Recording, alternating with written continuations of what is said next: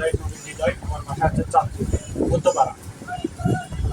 আমি একটা যে ঘটনাটা বলতে যাচ্ছি যে কিছুদিন আগে রাতের বেলা আমাদের ক্রয়কৃত জায়গার উপর একটি বাঁধের মতো একটা জায়গা, উঁচু জায়গা করা হয়, যেটা দিয়ে মানে কোনো গাড়ি চলাচল বা আমাদের বাসায় যাইতে অসুবিধা হয়। সেক্ষেত্রে আমি বাসায় শুয়েছিলাম, সেক্ষেত্রে আমার মা বাইরে ছিল। আমার মা বাইরে বলতে যাওয়ার কারণে মোহাম্মদ ইয়াসিন হুজুর চাঁদপুর হাজির মাদ্রাসা হতে তিনি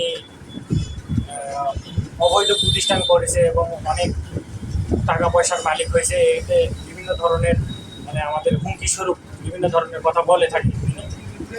এবং ওই রাতে যখন ওই ঘটনা পূর্বে যখন আমার মা বলতে যায়, তখন তার স্ত্রী আসে বলে যে আপনি কিসের এত এক অহংকার দেখাচ্ছেন, আপনাকে এখনই মাদ্রাসার ছাত্রী বের করে আপনাকে এখানে ধুলাই মিশাই দেবো, আপনাকে উলঙ্গ করে ছেড়ে দেবো, এরকম আমাকে হুমকি দেখায়।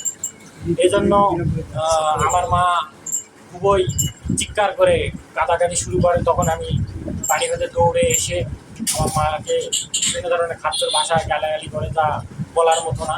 এই জন্য আমি তার ইয়াসিন হুজুরের মা, যিনি নির্দেশ দিচ্ছিলেন তার স্ত্রীকে, সাহস দিচ্ছিলেন যেন প্রতিহত করা হয় আমার মাকে। এই জন্য আমি তার মাকে রাগের জ্বালায় একটু ধাক্কা দিয়ে যে আপনি যান এখান থেকে, এইটুকুই। এই ধাক্কাটি যিনি আমাদের বাসার সামনে সিসি ক্যামেরা লাগে, এটাতে আমাকে অপহরণ করতেছে।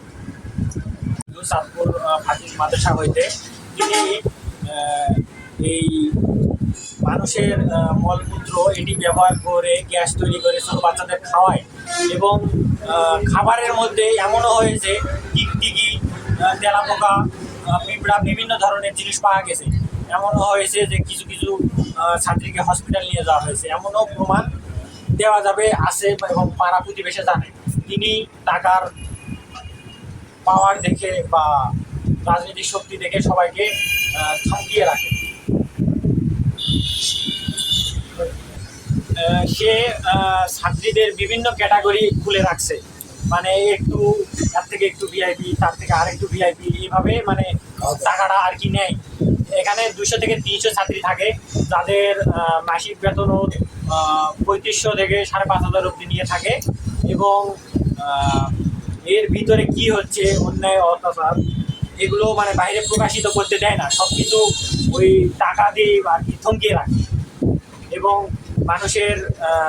মানুষ যদি কোনো কিছু বলতে যায়, সেক্ষেত্রে তিনি হুমকি স্বরূপ বিভিন্ন ধরনের কথা বলেন।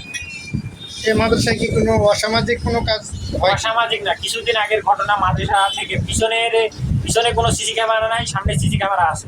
পিছনে রাত 1টা থেকে 2টার মধ্যে কিছু কিছু মেয়ে বাইরে বের হয়েছিল এবং পালিয়ে যায়, বিয়ে হয়েছিল, এরকম ঘটনা পাড়া প্রতিবেশী অনেক জানে।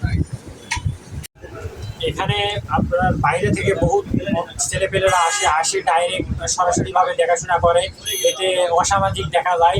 এবং তার যে মাদ্রাসা প্রতিষ্ঠানটি করেছে, আশেপাশে সবারই সমস্যা হয়। এই যে বইয়ের বর্জ্য থেকে আর কি গ্যাস উৎপন্ন করে, এটা একদম খুবই বিশ্রী, যা মানব জাতির পক্ষে অসহ্যকর। মানে এক কথায় ঠিকা যায়। মানুষের মলমূত্র থেকে যে গ্যাসটি তৈরি করে থাকে, এর কারণে আশেপাশে প্রচুর পরিমাণে বাড়িগুলোতে দুর্গন্ধযুক্ত গ্যাস ছড়ায়। এতে ওখানে কেউ যাওয়া বা ওখান থেকে হাঁটা চলা বা আশেপাশে কেউ থাকতে পারে না। এগুলো কথা ওনাকে যদি বলতে যাই ভালোভাবে, উনি ডাইরেক্টলি বলে যায় তুই কে চিনি না, মানে ক্ষমতার পাওয়ার একটা আর কি। কি করবে এটা কি তুই জমি কি জন্য এটা আইছিস ছবিটা তুলে নে, জুগলি ছবিটা তুলে নে, এই ছবি এটা ছবি তুলে নে, জুগলি দেখি। এখানে আপনার বাইরে থেকে বহুত ছেলেপেলেরা আসে ডাইরেক্ট সরাসরিভাবে দেখাশোনা করে, এতে অসামাজিক দেখা যায়। এবং তার যে মাদ্রাসা প্রতিষ্ঠানটি করেছে, আশেপাশে সবারই সমস্যা হয়। এই যে বইয়ের বর্জ্য থেকে আর কি গ্যাস উৎপন্ন করে, এটা একদম খুবই বিশ্রী, যা মানব জাতির পক্ষে অসহ্যকর। মানে এক কথায় ঠিকা যায়। মানুষের মলমূত্র থেকে যে গ্যাসটি তৈরি করে থাকে, এর কারণে আশেপাশে প্রচুর পরিমাণে বাড়িগুলোতে দুর্গন্ধযুক্ত গ্যাস ছড়ায়। এতে ওখানে কেউ যাওয়া বা ওখান থেকে হাঁটা চলা বা আশেপাশে কেউ থাকতে পারে না। এগুলো কথা ওনাকে যদি বলতে যাই ভালোভাবে, উনি ডাইরেক্টলি বলে যায় তুই কে চিনি না, মানে ক্ষমতার পাওয়ার একটা আর কি। উনি দেখুন চাঁদপুর ফাজিল মাদ্রাসা হইতে তিনি এই মানুষের মলমূত্র এটি ব্যবহার করে গ্যাস তৈরি করে ছোট বাচ্চাদের খাওয়ায়। এবং খাবারের মধ্যে এমনও হয়েছে টিকটিকি, তেলাপোকা, পিঁপড়া, বিভিন্ন ধরনের জিনিস পাওয়া গেছে। এমনও হয়েছে যে কিছু কিছু ছাত্রীকে হসপিটাল নিয়ে যাওয়া হয়েছে, এমনও প্রমাণ দেওয়া যাবে আছে এবং পাড়া প্রতিবেশী জানে। তিনি টাকার পাওয়ার দেখে বা রাজনৈতিক শক্তি দেখে সবাইকে থামিয়ে রাখে। সে ছাত্রীদের বিভিন্ন ক্যাটাগরি খুলে রাখছে, মানে একটু তার থেকে একটু ভিআইপি, তার থেকে আরেকটু ভিআইপি, এইভাবে মানে টাকাটা আর কি নেয়। এখানে 200 থেকে 300 ছাত্রী থাকে, যাদের মাসিক বেতনও 3500 থেকে 5500 অবধি নিয়ে থাকে। এবং এর ভিতরে কি হচ্ছে অন্যায় অত্যাচার এগুলো মানে বাইরে প্রকাশিত করতে দেয় না, সব কিছু ওই টাকা দিয়ে আর কি থমকিয়ে রাখে। এবং মানুষ যদি কোনো কিছু বলতে যায় সেক্ষেত্রে তিনি হুমকি স্বরূপ বিভিন্ন ধরনের কথা বলেন। এই মাদ্রাসায় কি কোনো অসামাজিক কোনো কাজ হয়? অসামাজিক না, কিছুদিন আগের ঘটনা, মাদ্রাসা থেকে পিছনে কোনো সিসি ক্যামেরা নাই, সামনে সিসি ক্যামেরা আছে। পিছনে রাত 1টা থেকে 2টার মধ্যে কিছু কিছু মেয়ে বাইরে বের হয়েছিল এবং পালিয়ে যায়, বিয়ে হয়েছিল, এরকম ঘটনা পাড়া প্রতিবেশী অনেক জানে। হচ্ছে আমার বাসা হচ্ছে চাঁদপুর মধ্যপাড়া। আমি একটা যে ঘটনাটা বলতে যাচ্ছি যে কিছুদিন আগে রাতের বেলা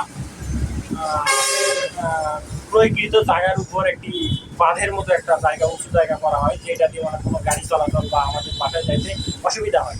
সেক্ষেত্রে আমি বাসায় শুয়েছিলাম, সেক্ষেত্রে আমার মা বাইরে ছিল। আমার মা বাইরে বলতে যাওয়ার কারণে